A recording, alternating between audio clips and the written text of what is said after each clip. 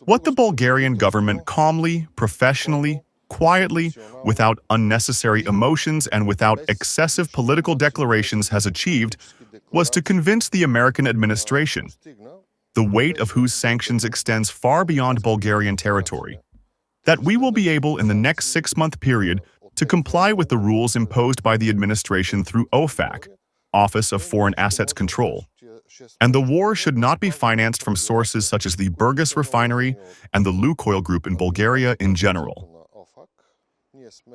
We are one of those examples, along with a number of other European countries as a result of the war in Ukraine. The sanctions that have been imposed have a very clear aim and objective, namely to end this war. However, after 6 months, a new request for the extension of this derogation shall be made. The issue of sanctions in general, because there are sanctions that Europe is also imposing on Russian assets. Frozen Russian assets are reviewed every 6 months.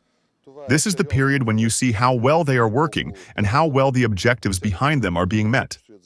So in April, we will again ask for a derogation.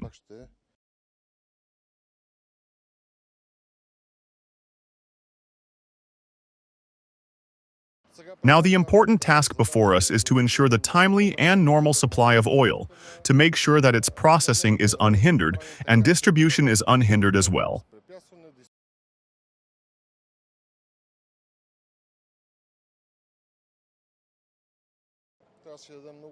We must be very clear that as long as the war continues in Ukraine and the yoga is not stopped, the killing will not stop and the peace talks will not start. Such sanctions by the European Union and by the United States will tighten the noose more and more.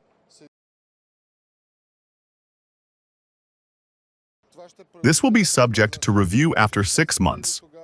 Until then, our great hope is indeed that the Russian Federation will listen to the voice of reason and stop the fire.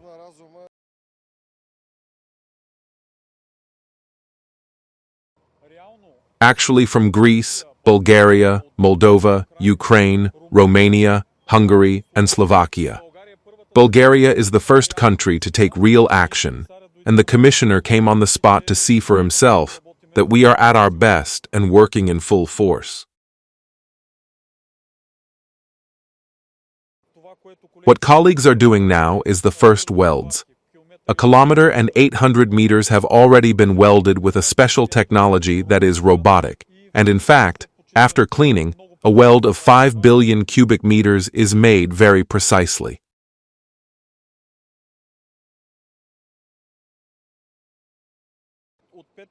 We will already be able to transport 10 billion cubic meters, which is twice the capacity.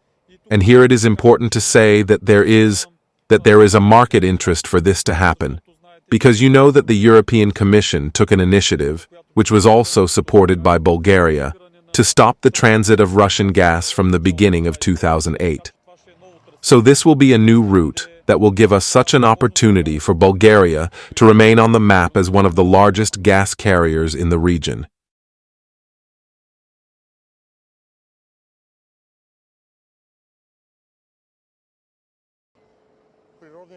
Natural gas will now flow from south to north.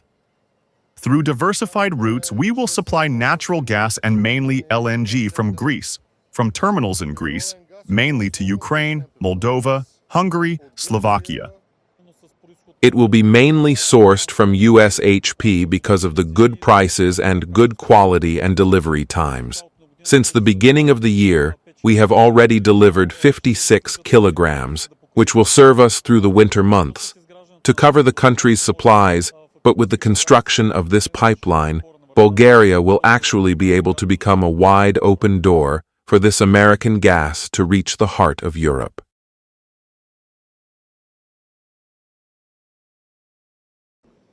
And the site we are on today is part of the great geopolitical race in the realm of competition. Diversification of sources and routes.